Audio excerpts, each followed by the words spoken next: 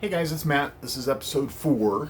Wanted to just say hi, and this is my little studio bedroom. So this is my bedroom, and then over here I have my studio, which is awesome because there's a wall. There's a wall dividing the two, which is really nice. So I don't have to. I can, be sleeping when I'm sleeping and working on the studio when I'm working on the studio. So anyway, there's my wheelchair. I usually sit in my wheelchair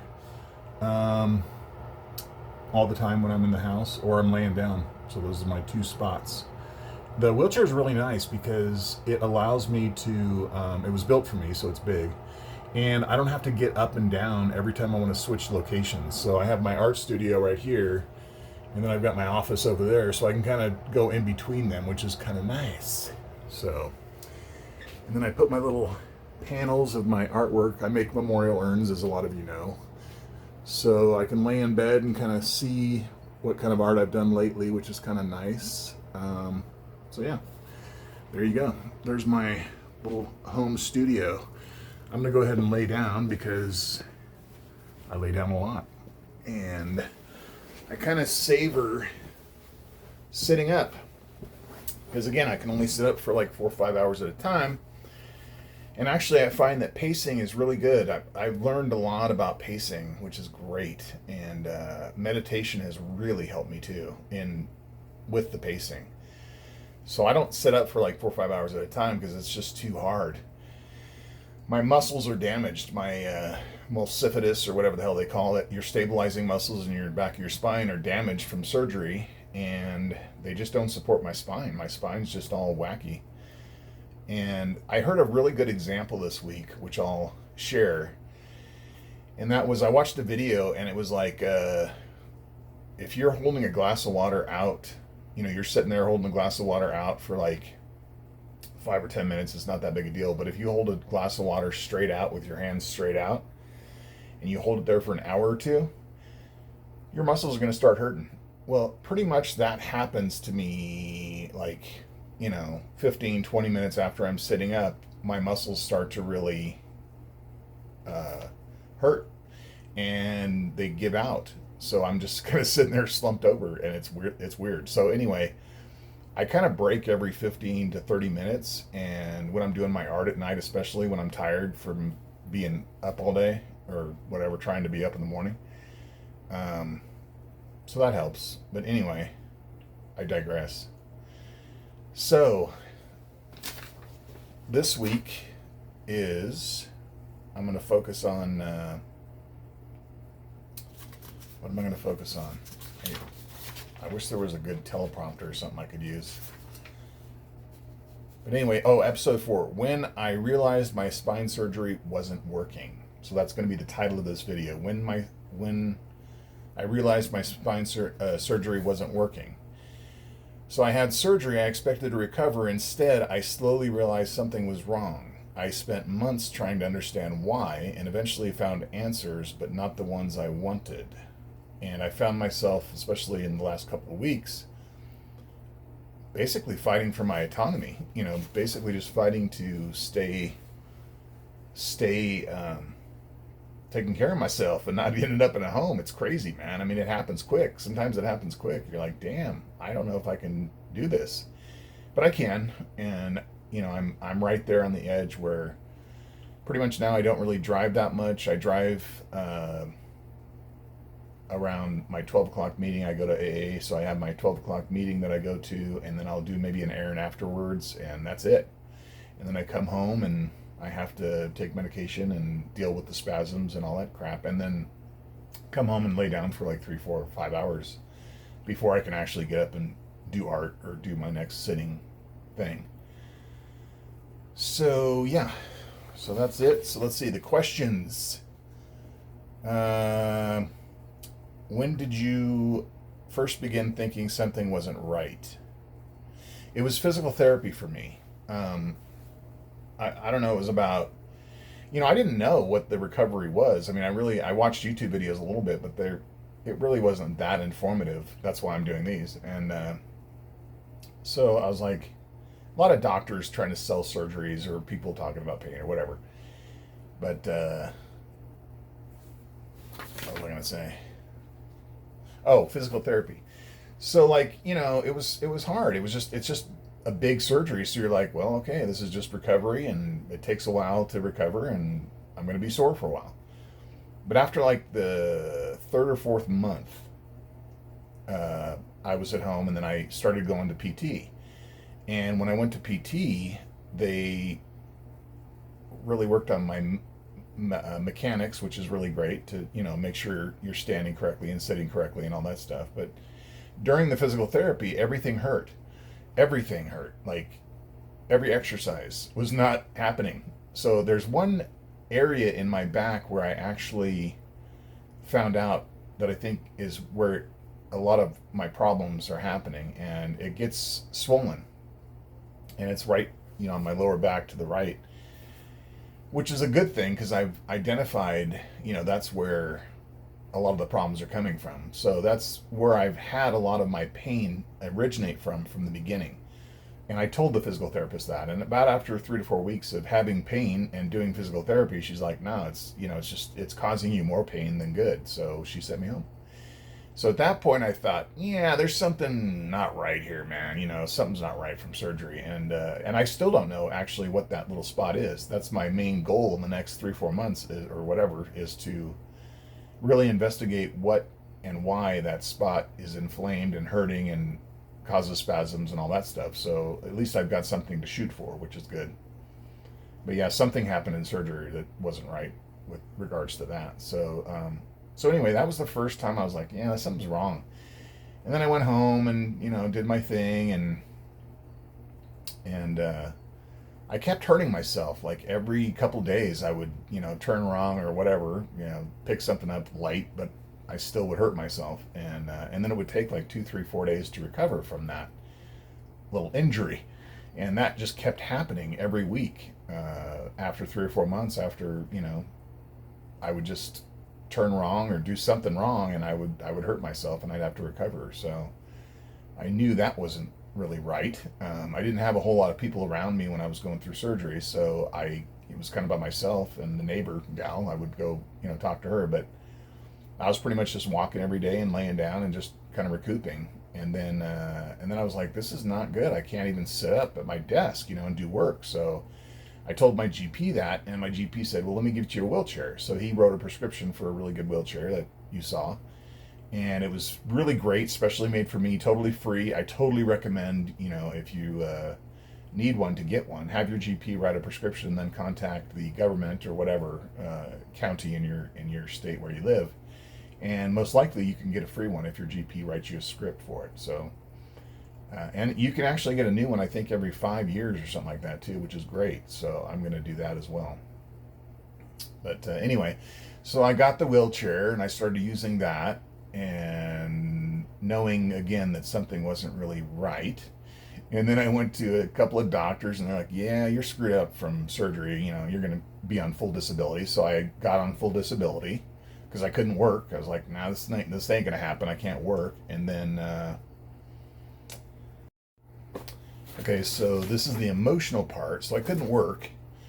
And so then the emotional part, did you believe things would eventually improve? I was trying to. I was in denial. I really was. I was like, I just didn't know what to do. And so finally I said, you know what? I need to get a specialist, a real specialist, because I had gone to some local doctors in Fresno and other places in California. They just sucked.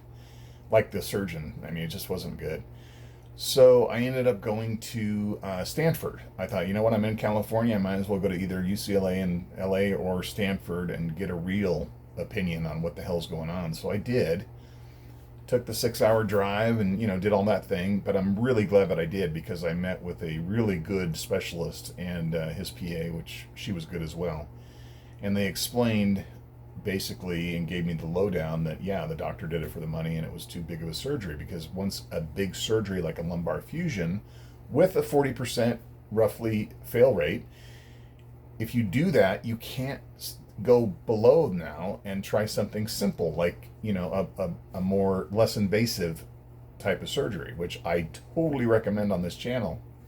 And one of the main reasons why I'm doing this channel is for people to slow down, find out everything do your investigation, talk to AI, etc., because it's just such a bad mistake to go lumbar fusion big right away. Don't do that. Anyway, so yeah, that's what the doctor told me in Stanford. He's like, you know what? You're screwed now because each surgery that you have, the percentage ratio that it gets better after that future surgery goes way down because you've already had a big surgery and you've already had damage and you've already had muscle damage.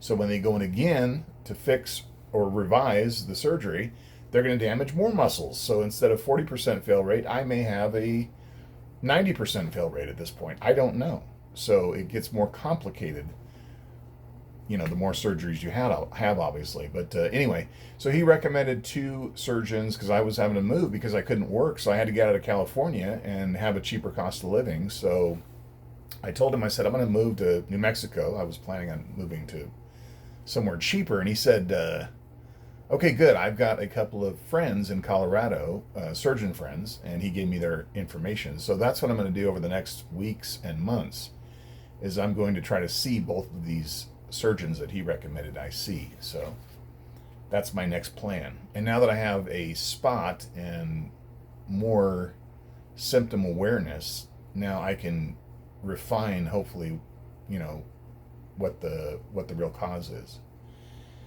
Let's see, daily life. Here's some more questions. How did your body change over the following months? A lot. It's just a hard thing. You got to use tools. I use grabbers for everything. My bathroom thing is different. You name it, man. My life just did a 180. So yeah, it's totally different. And one of the major things that I've realized that I have not recovered from yet, and it's been 24, 25 months since my surgery, 2 years since my surgery, is my energy level sucks. Number one, I'm not sleeping because the spasms wake me up and I've got chronic pain. I've got pain all the time, so that's constantly wearing on me. And so I don't sleep, so it's kind of foggy all the time. And so that's been the biggest change for me, is just dealing with lack of sleep, because I always slept well all my life, and now I have not had a good night's sleep since 2024. It's been 25 months since I've had a decent night's sleep, so that changes things dramatically. Yeah, so that's how my body's changed dramatically, is that one spot that keeps getting inflamed, and then the energy level is really hard to deal with. What became harder each week? Just, not getting better, basically. What surprised you the most? What surprises me the most still to this day is that my energy level sucks, and I really can't get it back. There's nothing I can do right now to I eat really good. Here's another thing too. Here's a tip or whatever. Like, I cannot have anything in my stomach that's large anymore because that pushes on nerves in my back.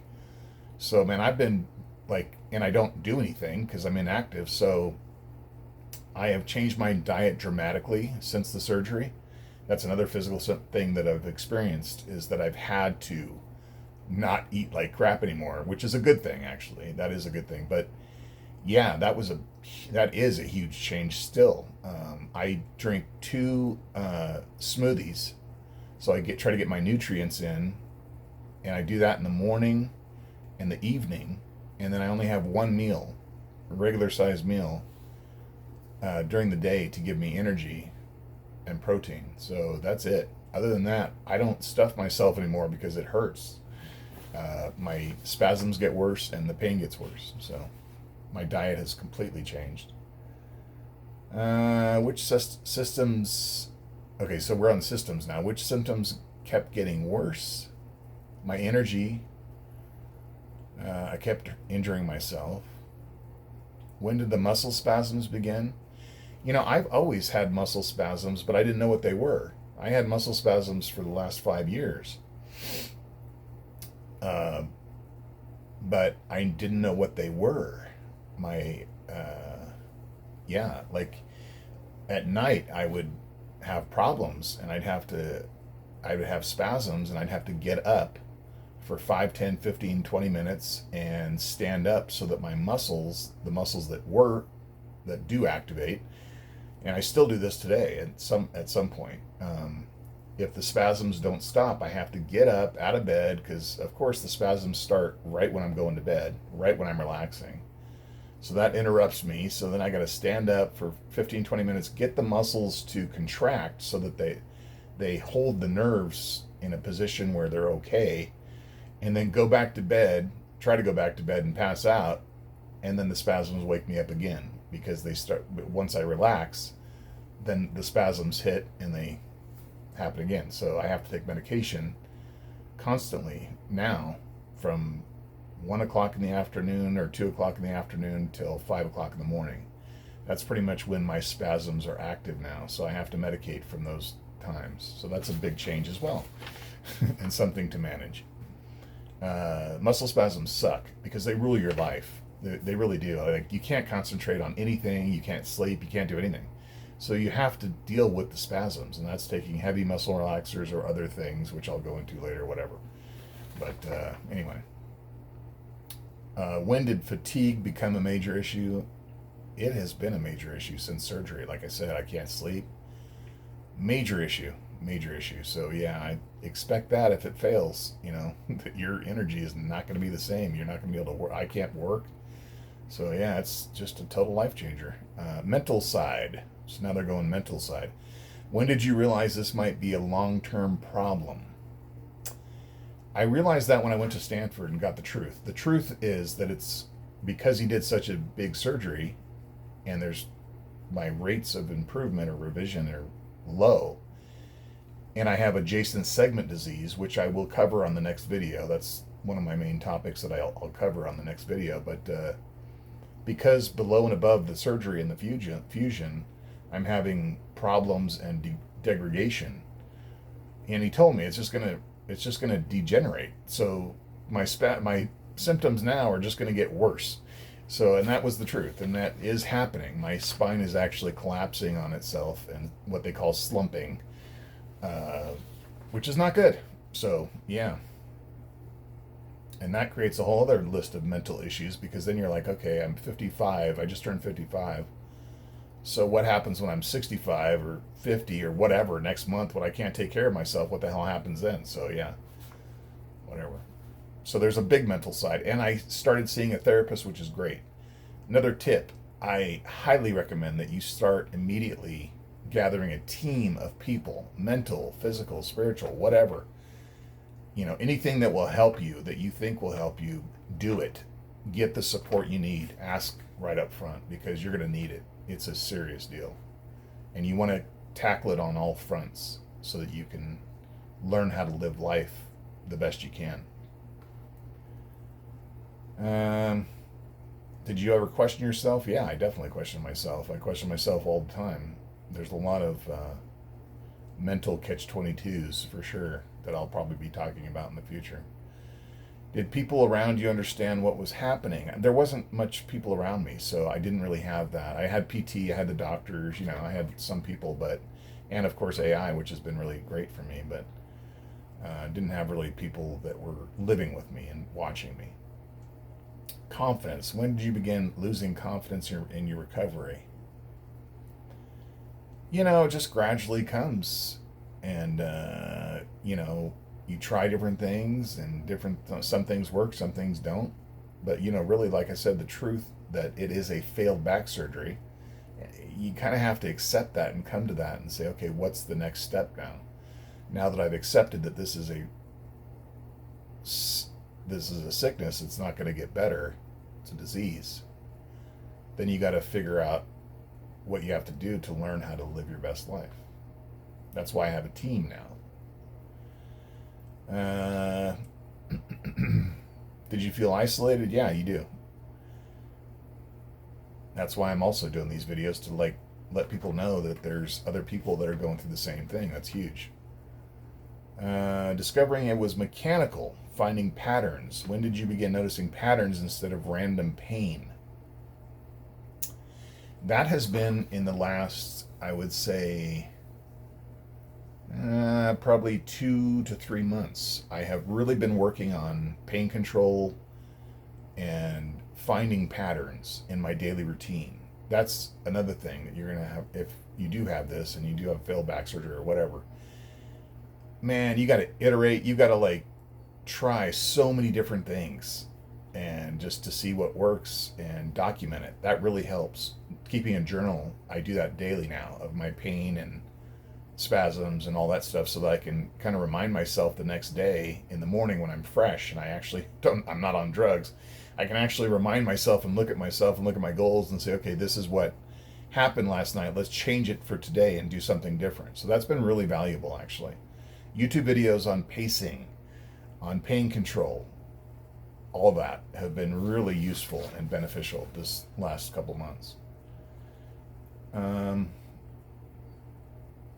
What pattern did you discover first? The most important pattern that I discovered the last couple months is that one point on my back, because it's really that just is a pattern that I've recognized. So you'll recognize your own patterns. Sitting. Okay, how long can you sit before symptoms begin? Probably about 20 minutes, 25 minutes, and then I'm having pain. I'm having nerve pain. I'm not comfortable. So that sucks. That's why I say I'm laying down because I really value sitting up. Sitting up, that's kind of a plus too. It's kind of a silver lining to be honest, because it's made me slow down for sure and pace myself and really value the time that I get to sit up. So, yeah. What does sitting actually feel like? It feels like shit, actually. About after a half an hour, it's not good. So I take drugs to be able to sit up and do my art and have some kind of quality of life. That's where I'm at right now. I'm hoping that a neurosurgeon specialist that I can get will be able to get me to a point where I don't have to do that anymore. But we'll see. I'm just being realistic and doing the next indicated step.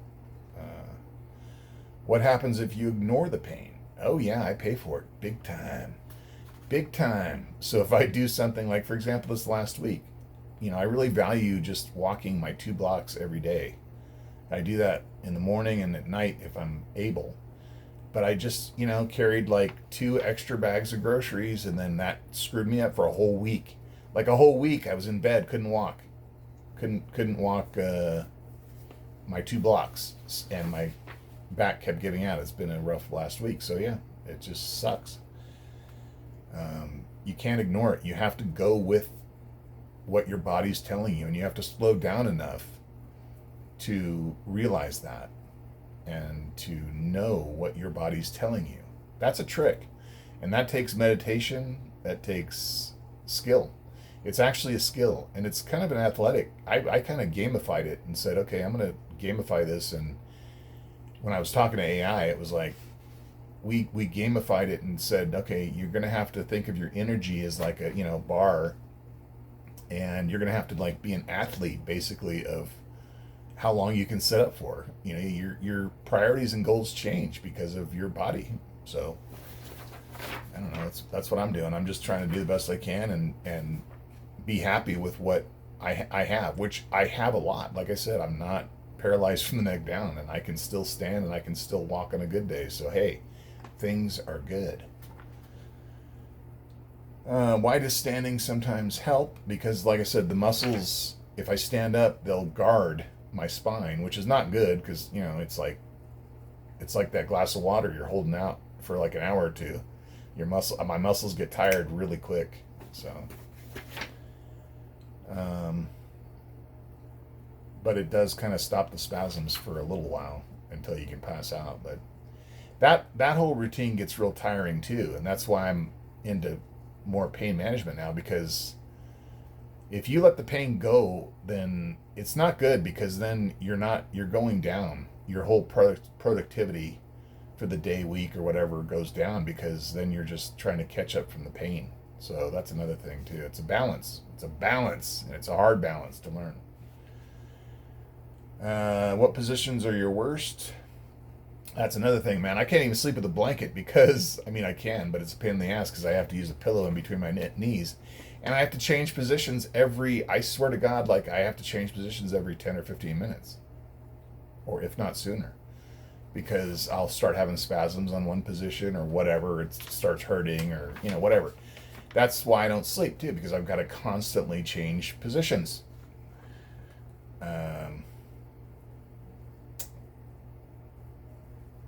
What are your limits today? My limits are there's a lot of limits. I just have to really be careful with what I do and everything that I do, everything that I lift or twist, bend, whatever. You have to be super careful. Posture. When did you realize posture mattered? Right away. Try to get out of bed after surgery and they have the log roll. What a bunch of bullshit that is. But I mean, it's a good way to do it. But man, it's hard. It's hard to learn. And especially if you're 6'8".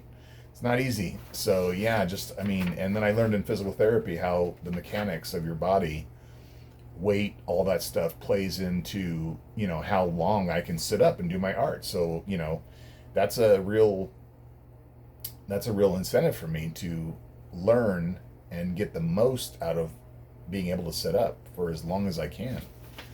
That's my incentive, to be able to sit up and do life. So, what positions give you relief? Like I said, the only thing that gives me relief from spasms is standing up, but I don't like that because it hurts, and then your back gets all tight anyway. So, learning. What has your body taught you? Well, my body's taught me that I have limitations now, and I better just start dealing with them. Because, like I said, if you push past the pain, it's just not worth it. What mistakes do you still make? I still carry groceries in that I shouldn't do that, and then I have to pay for that all week, like I did this last week. What advice would you give someone trying to identify their own pain triggers? My big advice, and what's worked for me for the past couple months, is journaling. Journaling every day. Look at it. I look at it twice a day when I wake up out of bed and I'm fresh and I'm sober and everything's good. So yeah, journaling really has helped me fine tune what works and what doesn't work, and you just have to kind of build that as you go along. That's been my experience. I don't know if anybody has anything else. Please put it in the comments. So yeah, there you go. There's the video for today. It was a long one. I'm sorry. I guess. I don't know. Hopefully somebody will hear this, that it will help them and they'll identify and they won't feel alone. Again, that's why I'm doing these videos, just to kind of help people, give them tips that, I've had, and just sharing my experience, strength, and hope. So, everybody, I hope you have a great week ahead. And like I said, if you have anything that helps or whatever in the comments, leave them down there, and spread the video if you can, so that people can not feel so alone. All right, have a good week. I will see you next week.